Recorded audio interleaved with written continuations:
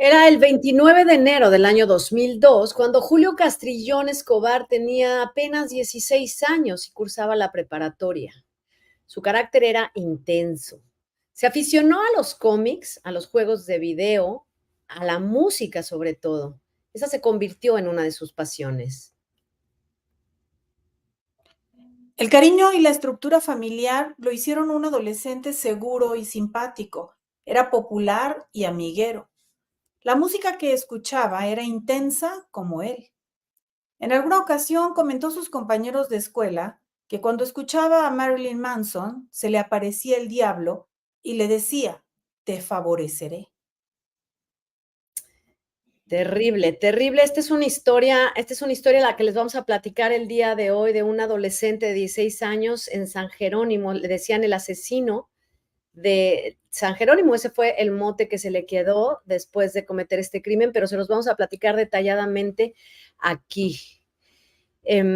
Julio Castrillón tenía todas sus necesidades y todos sus caprichos satisfechos, los tenía cubiertos. Sus padres eran amorosos, eran mayores pero amorosos. A diferencia de sus otros compañeros de la escuela, él tenía una computadora propia, aparatos de música. Esa fue la que se convirtió en una de sus grandes, grandes pasiones. Tenía además dentro de su habitación un mini gimnasio para poder desarrollarse y hacer lo que mejor le gustara para fortalecerse.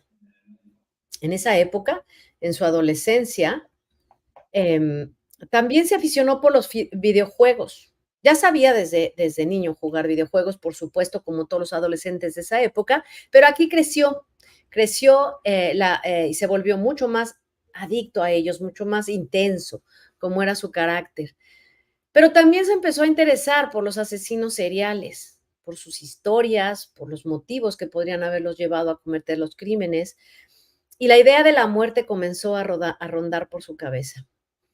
Una de las cosas que también sucedió en esa época fue que comenzó a consumir sustancias prohibidas. Em, Eso tendría terribles consecuencias más adelante. En esa época que los jóvenes estaban interesados por este Internet que estaba efervesciente, acuérdense que pues era el inicio de las redes sociales, todavía no estaban las redes sociales, nos comunicábamos por Hotmail, por los Messenger, pero pues era esta necesidad de estar cerca de la persona con la que estabas conociendo por las redes, era algo nuevo para todos. Era como, bueno, y en esta intensidad que tenía de carácter Julio Castrillón, pues el Internet y socializar por Internet no fue una excepción. Ujú. Así que también hizo amigos por Internet. Y bueno, muchos de todo tipo. Era amiguero en la escuela, pues también era amiguero en Internet. Era muy simpático, es lo que dicen todos. Todos sus compañeros eso decían. Sin embargo, algo dentro de él ya no estaba bien. En la adolescencia, que es una época fuerte, comenzó a manifestarse. Y su conducta pasó de ser muy intensa a no tener control. En una ocasión, sus padres lo vieron cantar y gritar y bailar slam frenéticamente, sin control, sin parar, sin poderlo controlar, sin escuchar sus voces, y eso les preocupó.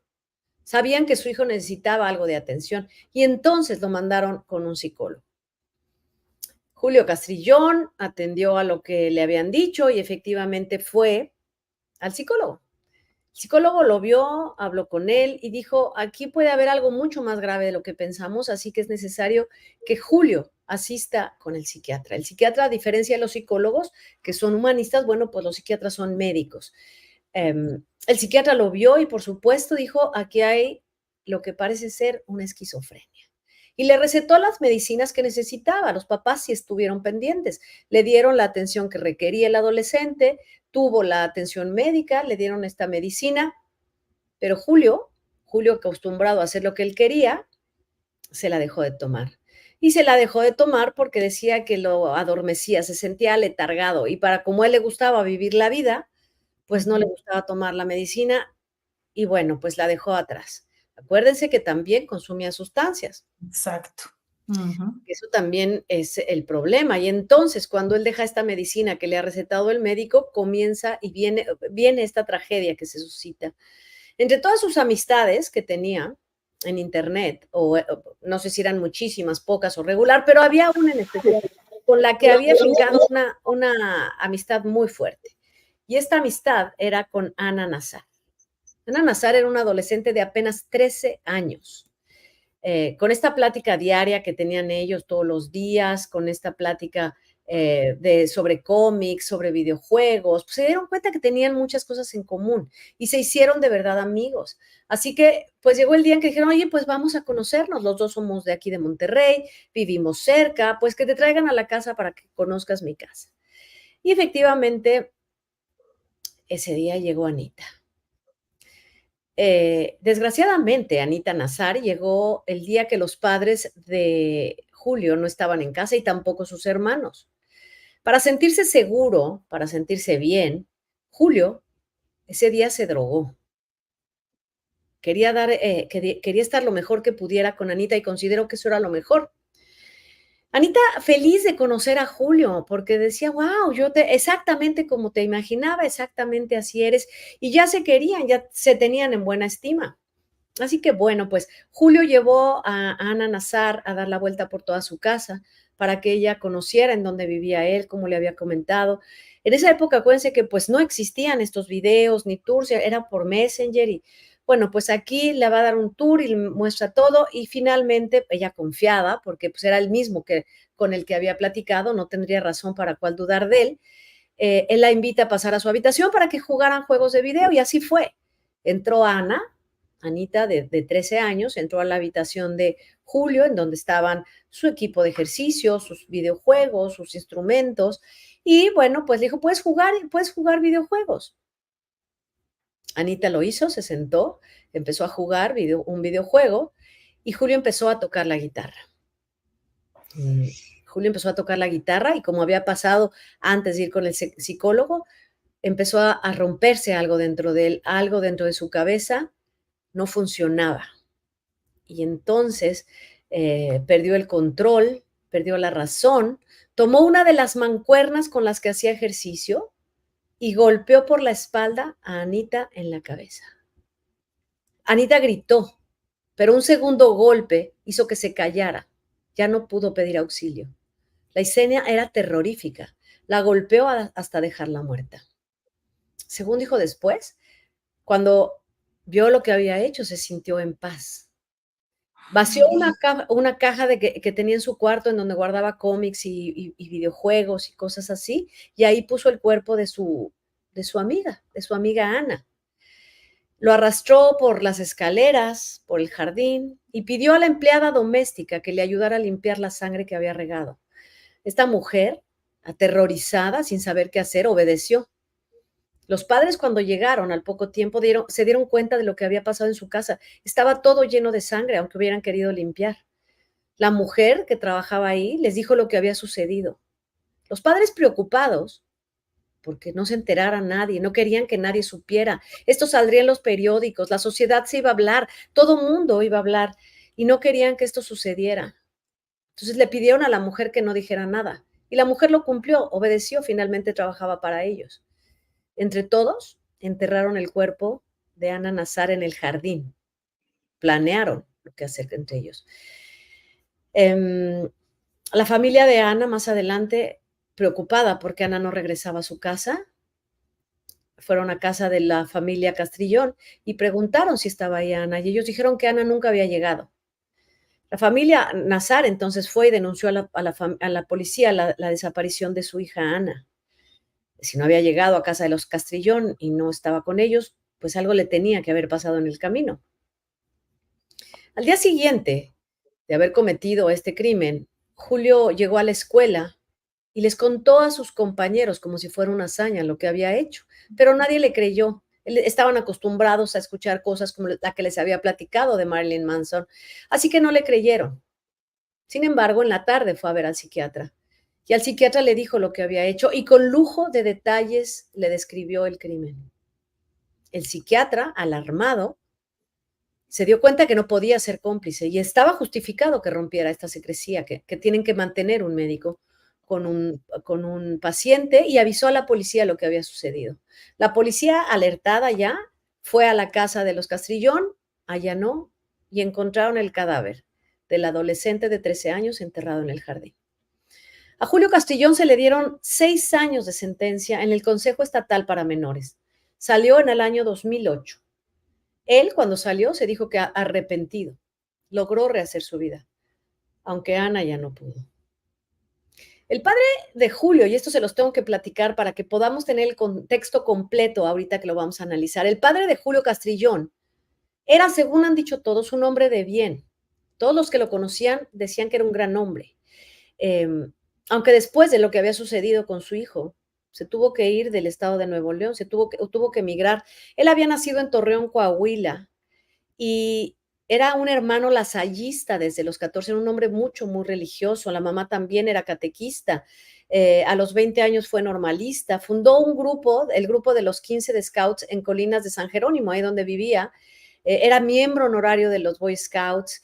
Delia Guadalupe era su esposa. Se casaron cuando él tenía 50 años. Aquí este es un punto muy importante. Él ya era muy mayor. Él nace en 1934 y se casan en 1984.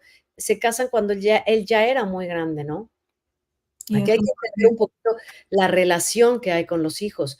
Ellos este matrimonio tuvieron 4 hijos, que eran Julio, el mayor, unos cuates que son Rodrigo y Andrés, y Roberto Castrillón, que es el menor.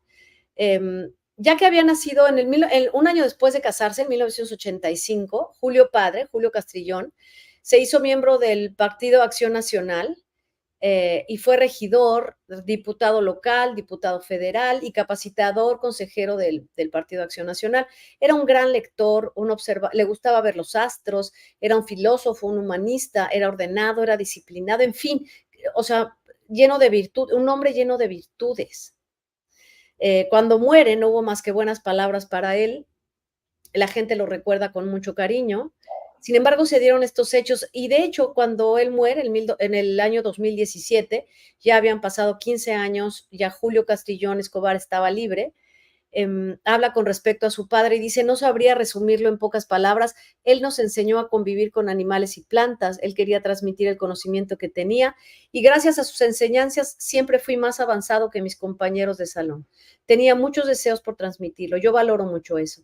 Él deseaba que fuéramos gente de bien, nos ponía atención y nos quiso mucho. Eso es lo que dice Julio Castrillón después de que muere su padre. Este caso a mí me parece muy fuerte, muy interesante, porque es un matrimonio grande que tiene 4 hijos, que eso no tendría nada que ver, porque los padres mayores pueden ser buenos padres. Sin embargo, creo que a pesar de que fueron atentos y a lo mejor pasaron por alto alguna señal de este trastorno que tenía su hijo, que lo lleva a cometer este crimen, que no es cualquier cosa. O sea, no me di cuenta que mi hijo tenía dislexia o no me di cuenta que mi hijo tenía déficit de atención. No, es que no me di cuenta que venía algo mucho más grave que eso, ¿no? Porque si a los 16 años es cuando empieza a actuar de esta manera, a lo mejor tenía algo o hubo un disparador que sucedió con esto, pero no sé qué, aquí los estoy leyendo a todos, gracias por estar aquí. Efectivamente lo dejan libre porque él era menor de edad cuando comete el crimen. El papá se movió lo más que pudo para aminorar, pero no se consigue, era un crimen muy grave, era un crimen muy grave. Mel. Sí, pero seguramente sí hubo bastante apoyo de personas seguramente conocidas, porque también ellos fueron cómplices de ocultar. Exacto, ahí no hubo castigo. Y no hubo ningún castigo, ¿no? Y eran tanto la madre como la pobre persona del servicio, pues tal vez involuntariamente, pero le tocó también ser cómplice, y el papá, y no hubo ninguna acción contra ellos. Y aquí, pues obviamente yo creo que, como tú dices, sí hay padres que pueden ser buenos padres siendo mayores, pero en ocasiones, personas ya de determinada edad y que tuvieron otra formación, quedan como muy lejos de la adolescencia de un hijo en otra época. Entonces, ese es el problema también, que hay una distancia entre la experiencia propia de lo que es ser un adolescente y la de un hijo que ya se ve tan lejano que ya no llama tal vez igual la atención el pensar, claro, le está pasando esto, está haciendo lo otro. No. Entonces, este tipo de papás a veces pueden ser o muy estrictos porque quieren criar a sus hijos como en su época, que de por sí, te digo, en un padre joven su época no es la del hijo, muchísimo menos en un hombre que se casa a los 50 años. O bien al revés, demasiado permisivos o ingenuos para no darse cuenta de lo que hoy se vive o lo que se está viviendo en cada uno de los momentos en los que los hijos crecen. Exacto. Oye, fíjate que Claro, ahorita que dijiste esto, es que esto para tomar este tema para ahorita con lo que dijiste, los sí, padres grandes, yo estoy imaginando la edad, a ver, mis padres nacieron en la misma época que este señor, o sea, que el señor Julio Castrillón, padre. ajá, Entonces, no es lo mismo haberme educado a mí, que a pesar de todo eran padres grandes cuando yo nací, o sea, mis padres eran, yo soy la más chica de 6, entonces yo sí. considero que tuve padres grandes, sin embargo, no de 50 años, no tan grandes. Ujú, ujú. No es lo mismo educar a una persona, en mi caso, o en el caso de mis hermanos, por ejemplo, y seguramente en el caso de tus padres, que no tuvimos internet, que nuestro máximo entretenimiento llegó a ser cablevisión, los Ujú, VHS, ujú. el Blockbuster, todo este tipo de cosas, eso era el gran entretenimiento.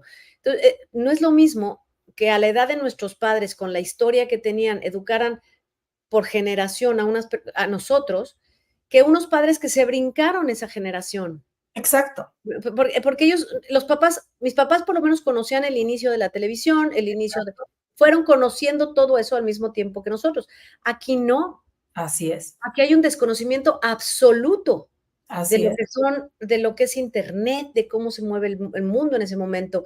Ahora sí, Mel, perdón. No, sí, exacto, hay una distancia ya demasiado amplia entre la crianza que tuvieron esos papás y la que le tienen que dar a un hijo en ese nuevo contexto en el que está, por eso sí es un problema. Y lo que te decía, entonces algunos papás pueden ser o demasiado estrictos, queriendo aplicar reglas de hace 40 años, de cuando ellos eran niños, que no son ya tal vez tan viables, o al revés, te digo, permisivos porque ni se enteran. Ajá, como tú dices, no saben qué están No viendo en internet, sabes. qué harán o qué. Entonces, eso también puede pasar y sí pudo haber influido, y no porque haya una intención, sino una dificultad natural por la cuestión. Ignorancia, o sea, sencillamente ignórense lo que pasa. Así Eh, es. ¿No? A lo mejor, ¿qué es que? Pondríamoslo así, o sea, los abuelos no tienen idea en realidad. Sería aquí una relación como de abuelos con nietos, ¿no? Similar, claro. Puedo ser muy atento y puedes tener todo y cubro tus necesidades y soy amoroso, efectivamente, eran padres amorosos, Ujú, dedicados, el papá había estudiado filosofía y demás, sin embargo, faltaba esta conexión generacional, ¿no? Y exactamente. se pierde esta, hace rato decía, ¿cómo vas a mandar un hijo al psicólogo? Te decía, no, no, a los hijos, no, ¿cómo? No, están locos. Esa era generación, esa. Y aún Eh, así, fíjate, todavía tuvieron ellos esa capacidad de pensarlo, que parece que fue también por alguna, según por ahí leía que alguna cuestión en la escuela, alguna llamada de atención de la escuela que también fue la que orientó un poco a llévenlo con alguien. Y aceptaron, porque pudieron decir, ay, no, ¿no? Entonces aceptan. También se ve que le toca un buen psicólogo que dice, no, hay que mandarlo al psiquiatra porque seguramente necesita medicación, y un buen psiquiatra que lo medica. El problema es que él, por sus pistolas, decide parar la medicación, y lo que dijiste tú, importantísimo, deja la medicación porque dice que le da sueño, pero está probando o está usando otras cosas. Entonces es la peor tragedia de la vida de él para empezar, porque está quitándose algo que le hace falta para seguramente manejar un cuadro en el que tenía ya estas cuestiones delirantes, ¿no? Donde él lo está diciendo, que él pone la música de Marilyn Manson y escucha que le está hablando a él, o sea, eso ya tiene que ver pues, con una forma de delirio que sí es característica de un cuadro esquizoide. Entonces el psiquiatra lo receta bien, pero él no hace caso, y parece que los papás tampoco están como muy atentos a que se tome la medicina, que es algo que sí hay que hacer con este tipo de pacientes, lamentablemente. Eso es Sobre muy todo la esquizofrenia, sobre todo, ¿no? O sea, es una cosa que puede derivar en esto. y es muy común que como no tienen la mente muy bien organizada durante las crisis, sobre todo, o cuando el cuadro se ha desencadenado, entonces sí hay una necesidad de estar muy atentos a la ingesta de la medicación. No se los puedes dejar a ellos solo. Y por otra parte, bueno, se ve que ni cuenta se daban los papás de que él estuviera consumiendo sustancias ilícitas, cómo las adquiría, con quién las adquiría, o sea, todo eso, pues no, no se Claro, sabe. porque siento que, a ver, no dudo que hayan sido muy buenos padres, pero cierta algo de ingenuidad a lo mejor en la crianza de sus hijos, ¿no? Y también del lado de Anita, Lupita, porque yo te voy a decir una cosa, sería muy inocente la época, sería muy de provincia, bueno, Monterrey es una gran ciudad y lo ha sido desde hace muchos años, pero que era como todo más tranquilo, sí, pero ella tiene 13, entonces a mí también sí me parece algo que llama la atención, que se habían conocido a través del incipiente Internet o del muy nuevo Internet, pero a ella sí la dejan que se vaya a conocerlo ese día a su casa, a los 13 años. Fíjate que ahí hay una duda. A ver, de ninguna manera, por supuesto que jamás y de ninguna manera, bajo ninguna circunstancia, se juzga a los padres de ninguno, ¿eh? De ninguno de los dos. O sea, por supuesto, no es un asunto de juzgar. No, Pero también estábamos en un México en el que no existía esta inseguridad de hoy, porque hoy podemos pensar, ¿cómo dejas ir? ¿Por qué dejar ir a una niña de 13 años con un amigo que ha conocido en Internet? Los papás de Anita también, por a lo mejor pecaron de ingenuos o de sí, confiados. O a ver, te voy a decir una cosa a favor de ellos y por supuesto, insisto, de ninguna manera haciendo un juicio de ningún tipo, no, claro. pero iban a casa de un hombre respetado por la comunidad, conocido por ser un buen hombre, porque era un Boy Scout, porque era un hombre que todo el mundo conocía, era un diputado federal, había sido un diputado federal, un diputado local, había sido regidor, había sido fundador de los Boy Scouts. A ver, era conocido en la comunidad por ser una buena persona y por ende una buena familia. Les inspiró confianza por todo esto. Inspira confianza, oye, pues si va a casa de la familia Castrillón, ¿qué le puede pasar? Ujú, pues sí, ¿No? probablemente. Y bueno, pero mira, eso tiene que ver otra vez con el estilo de crianza de cada familia, porque sí tienes razón, no era la época en la que estamos hoy. Sí era una familia conocida como respetable, pero pues yo, por ejemplo, me acuerdo que yo soy bastante, yo soy mucho mayor que este hombre que nace en los años 80, y pues a mí no me hubiera, a mí no me hubieran dejado ir. Tampoco digo que esté bien o mal, o sea, no digo que tuviera razón o no mi madre, sino que son formas de ver las cosas, ¿no? Y que hoy sí es cierto que estamos mucho más alerta que antes, pero bueno, en fin, el caso es que No, imagínate, y seguramente a mí tampoco me hubieran dejado, ¿no? pero hay una diferencia y hay que decirla con absolutamente absolutamente toda la paz del universo. Eh, Monterrey es una ciudad más pequeña que la Ciudad de México, se mueve de una manera distinta. Y a lo mejor si habláramos oye, pues con el amigo de la colonia, los señores los conocemos, ¿no? A lo mejor se conocían los padres entre ellos, pero no, porque se conocen por internet ellos, tienes toda la razón. Pero Creo que pecan de ingenuidad, ¿eh? De sí, ingenuidad. como tú dices, a lo mejor pon tú que no se conocieran entre sí, pero sí sabían quién era esa familia. Ah, ¿cómo no? Claro, es tal persona y pues yo creo que les pareció No, muy hombre, normal, todo el mundo lo respeta en la comunidad, ¿por qué no vas a ir? iba a ir a jugar y lo que sea. Y luego se hace todo este cóctel de eventos desafortunadísimos que son, él no toma su medicamento, nadie se da cuenta, él está usando sustancias, nadie se da cuenta y además invita a la niña cuando no va a haber nadie más en la casa o no hay nadie más en la casa, ¿no? Entonces, todo se presta. ¿Y qué pasa en ese momento con él? Yo pensé por un momento que él habría tenido un brote psicótico, precisamente derivado de esta cuestión esquizoide que tendría, y que también leí que se le había hecho un dictamen de un trastorno de personalidad antisocial Mm. durante el juicio.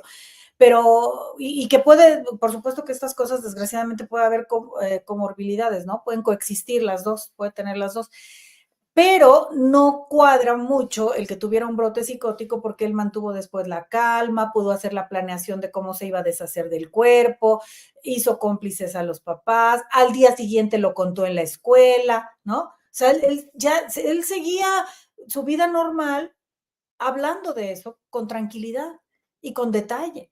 Y todavía va y tiene la consulta con el médico, porque sí fue con el psiquiatra, ¿no? Al que Sí, le sí, sí, sí, cuenta, sí, sí. que ya lo está atendiendo, y entonces él va y le dice, ¿no? Pues sí, pasó esto, y él es el que finalmente avisa a las autoridades. Entonces, eso ya me hace pensar, pues que no es que haya tenido como un blackout, una cosa así, no, Eso que te iba a decir, blackout, pero parece que no hay un blackout.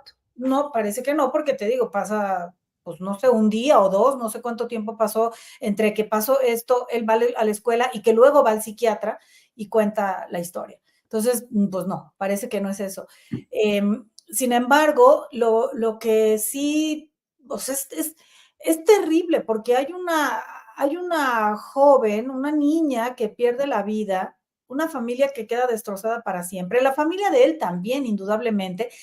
Claro que tratan de protegerlo de momento, porque debe ser muy difícil para unos papás también una situación así, Lupita, como bien decías, no podemos tampoco juzgar, de ninguna manera justificar, pero no es fácil decir, ¿y los papás por qué trataron de ayudarlo? Y pues porque han de haber estado asustados, porque era su hijo. Por supuesto, a ver, por supuesto, son sus hijos, y tampoco es que estemos preparados en la vida para un evento así. O sea, pues, nadie está preparado para un evento así.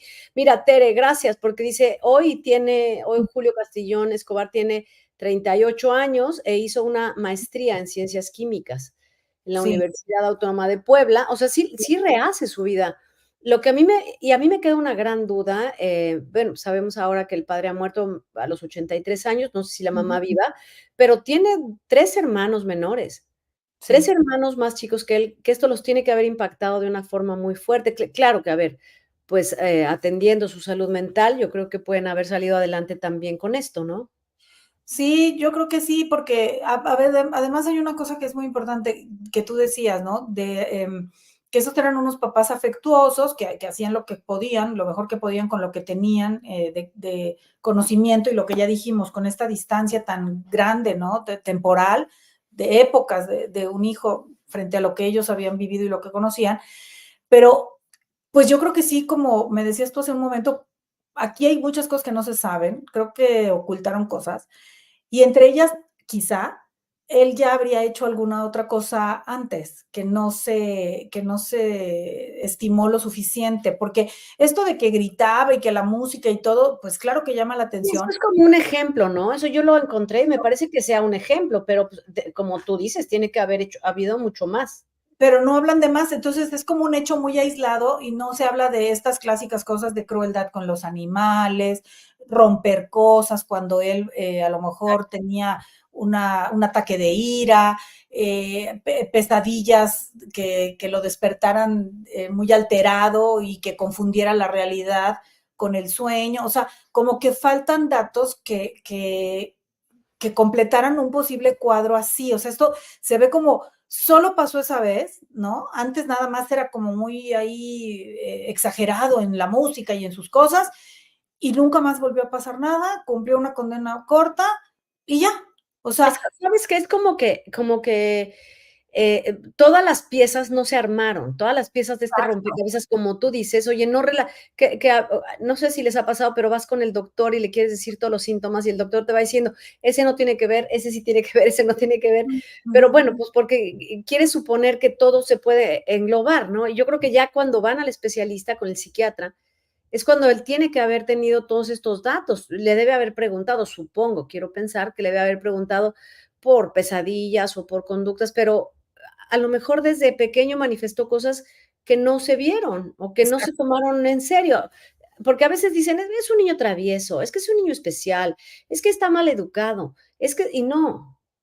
sobre todo en el asunto del trastorno de personalidad antisocial, porque la esquizofrenia, pues, muchas veces sí se diagnostica un poco más tarde, ¿no? No se diagnostica. Okey, no se puede ver antes. No, habitualmente en la infancia no, es complicado, se ven otro tipo de patologías o de otros cuadros Ujú. de psicosis, pero no este. Ahora, cuando se dice, él hay una entrevista de él donde dice que él no podía rehacer su vida, que le costaba mucho trabajo porque la gente lo malmiraba, pues sí, lamentablemente sí, imagínate tú, ¿no? No era de que, qué bueno, ya saliste, te vamos a saludar, pues para la sociedad es muy doloroso también y complicadísimo, ¿no? Estar frente a una persona que le arrebató la vida a otra, a una niña, en su propia, habiéndole invitado a su casa. Entonces, hablaba de que de repente que quiso que fue a misa y que no le quiso dar la paz a una señora y él se sintió muy mal y entonces por eso se tuvo que ir de Monterrey y se va a Puebla y en efecto estudia y parece como que hubiera enderezado su vida. Y entonces yo estaba revisando las estadísticas de estos trastornos Y pues la verdad hay algunos, porque todo depende del caso específicamente, pero hay personas que se pueden recuperar bastante bien. Por ejemplo, en el trastorno antisocial, si está bien atendido, pueden ir mejorando, digo, si no era muy grave, ¿no? Y está bien atendido, pueden ir mejorando con la edad y a veces mejoran por sí mismos por ahí de los 40 años. Dicen que él tiene 38, o sea, sí podría haber tenido una mejoría en cuanto a eso. Y en cuanto a la esquizofrenia, hay algo muy parecido, casi se habla de entre 35 y 40%, o sea, casi la mitad de las personas pueden tener muy buen pronóstico si están bien atendidos y la otra mitad no tanto, ¿no? O sea, es casi un volado, pero sí tiene mucho que ver con el tratamiento. Entonces, pensar, él rehizo su vida, hizo una carrera y ya vive muy tranquilo, ojalá, Ojalá, puede ojalá. ser, pero podría ser pues una persona de la que no sabemos, que sea más o menos funcional y que a lo mejor sí es violento, que a lo mejor sí tiene conductas erráticas, que no sabemos, porque no sabemos nada. O sea, Mira, a hay lo que, que quiero llegar es ajá. que, perdón, a lo que quiero llegar es que no por el hecho de que sepamos que estudió y que formó una familia, podríamos decir, mira, qué bien, es alguien que sí logró rehabilitarse totalmente. No sabemos, ¿no? Mm. No sabemos. Exacto. Mira, Tere nos pregunta, porque dice que abrió 2 canales de YouTube en YouTube en Ajá. 2011 y que puso música, solo 2 videos, pero en cuenta, o sea, lo cerró porque no le gusta esto de la agresión. Dice, pregunta Tere, doctora Melissa, ¿este tipo de enfermos, no toleran la agresión? No, O sea, ajá, ¿se dice ponen mal con la agresión? Dice, le gusta hacer, pero no le gusta que le hagan. Pues lógicamente, mira, yo creo que nadie tolera la agresión en sí, ¿no? O sea, en general nadie quiere ser agredido, pero las personas que tienen, sobre todo los que tienen el problema del trastorno de personalidad antisocial, son personas muy violentas, muy transgresoras, como lo indica el nombre, ¿no? Del trastorno, van contra las reglas y pues obviamente tienen un núcleo narcisista que hace que sí, que no toleren que nadie se meta con ellos, nadie les haga nada a ellos, pero ellos sí hacer y pasar por encima de lo que sea. Si es que se hubiera confirmado ese diagnóstico, Teo, que yo leí que fue parte de lo que se reveló durante su proceso legal. Pero te digo, en general nadie tolera ser agredido y quizá él hizo estos videos musicales y pues a lo mejor esperaba otra respuesta, tendría poca tolerancia a la frustración, a lo mejor, porque de por sí, Lupita, tú lo sabes mejor que nadie, abrir un canal de YouTube no es cualquier cosa tampoco, entonces, ¿no? Entonces, no sé si él pone 2 videos y no sé qué esperaba o qué pretendía, o a lo mejor ser reconocido, pero por una situación tan terrible como la que vivió, ya mejor no, ha de haber dicho, ¿para qué me pongo aquí en el ojo de las personas, no? Yo creo. Claro, a lo mejor, claro, a lo mejor llegó la gente a hablar del caso y eso, pues, Sí. tampoco está padre, si es algo que quieres olvidar. Ujú. No, yo creo que él al final para su recuperación ha tenido el apoyo de la familia, si no, de otra manera no podría haber rehecho su vida. Sí, exactamente. Te digo, la parte que no sabemos, ojalá que todo esté muy bien y que tenga una buena familia, pero ¿cuántas personas no hay que no han estado en prisión, que no han cometido un crimen como estos y sin embargo son terriblemente difíciles de tratar? Son estos padres que son muy difíciles, violentos, enojones, que de repente de la nada gritan y convive la gente con ellos, ¿no? Entonces, Efectivamente. no lo sabemos. O podría él estar dentro de la estadística de los que sí mejoran también, Y, pero por ejemplo, dentro de la esquizofrenia hay un como espectro, existe o es así, es esquizofrénico y ya, o no, puede ser, ¿cómo? sí hay diferentes, hay una Sí, clasificación. Entonces también eso sería okey, okey. importante saber dentro de qué, pero en general, en cuanto a los cuadros esquizoides, como un clúster, digamos, completo, existen los que mejoran, te decía, se habla de entre 35 y 40% que sí llegan a mejorar muchísimo y a remitir muchos de los síntomas, y otro porcentaje que no, pero eso va a depender mucho del tratamiento y de Porque la, aquí o sea, que hablamos se adhiera al tratamiento, pero sí hay diferentes. Ujú. exacto, aquí hablamos acerca de uno, ¿te acuerdas que también tiene esquizofrenia? Si alguien del público, a ver si lo recuerda, pero me parece que era el que le decían el pelón. Ajá, Es que Sí, se acaba en la cárcel, ¿no? Esquizofrénico también. él fue en los años 50, estuvo mucho tiempo en la cárcel y luego salió y se quedó ya como un poco desconectado de la realidad después de salir de la Higinio cárcel. Sobera. El sobre. Higinio Sobera de la Flor, váyanlo a ver porque está aquí en Almas Rotas, es un caso parecido también, una persona con todos los recursos del mundo, con una familia que al final pues pasan por alto que yo quisiera pensar que aquí en realidad de veras que yo creo que los padres son los menos culpables, o sea, pues no, yo no los culparía, insisto, hay una brecha generacional y un Exacto. cambio en el mundo, porque los cambios en el mundo se fueron dando paulatinamente, pero cuando a partir de, pues no sé, de los años 60, de los 50, el avance tecnológico fue de una manera brutal, rapidísima. Vergonzoso, Eh, sí, no, fue a todo lo que iba. Y sí, entonces era muy difícil entender, y aquí, pues, ser de padres muy grandes. Por eso, a veces, cuando se cuestiona por qué alguien si está bien que alguien tenga hijos muy grande o no, pues, a lo mejor sería un poquito la forma de verlo, ¿no? ¿Por qué razón una persona no debería tener hijos, siendo tan grande? Pues por esto, porque te brincas muchas cosas y sería muy difícil entenderlo.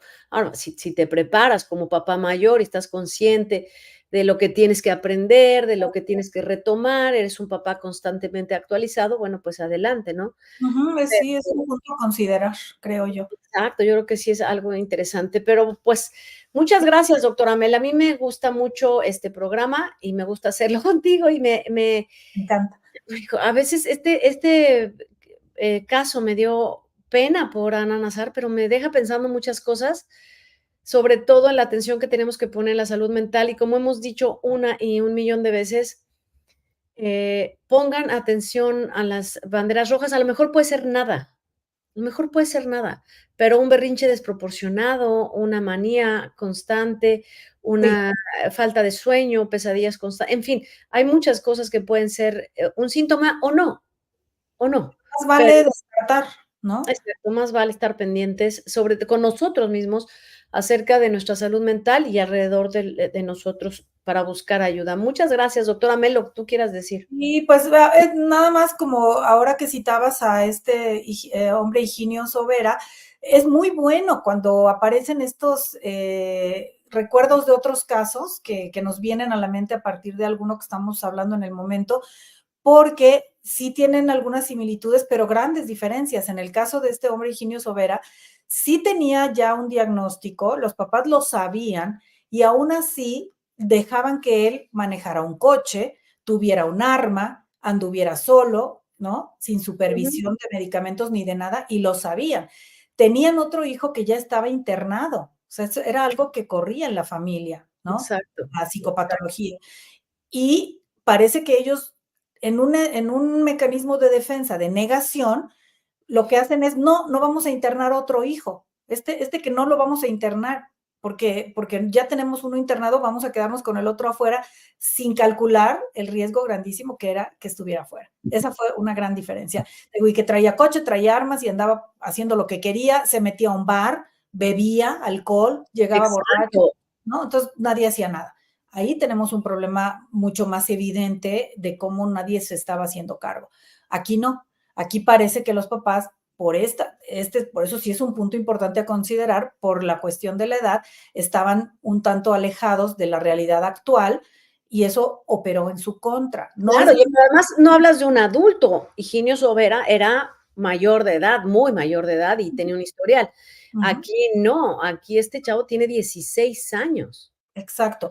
Y le dan un diagnóstico, ellos, te digo, para ser de la edad que eran y lo que tú quieras, la época, sí lo llevan con un especialista que los deriva con otro, que parece que lo atiende bien, lo medica bien, pero ahí falló y repito, debe haber fallado por inocencia, porque pues no han de haber pensado, no se va a tomar la medicina, falló también esa vigilancia de ver Claro. que tomó la medicación. Entonces, Un por eso estos programas que hacemos ayudan a aprender eso y a pensar, ¿sabes qué? Mira, mi hijo tendrá 16 años y me dirá, sí, ya me la tomé, pero mejor yo me aseguro, mejor yo veo. Eso es lo que aprendemos aquí.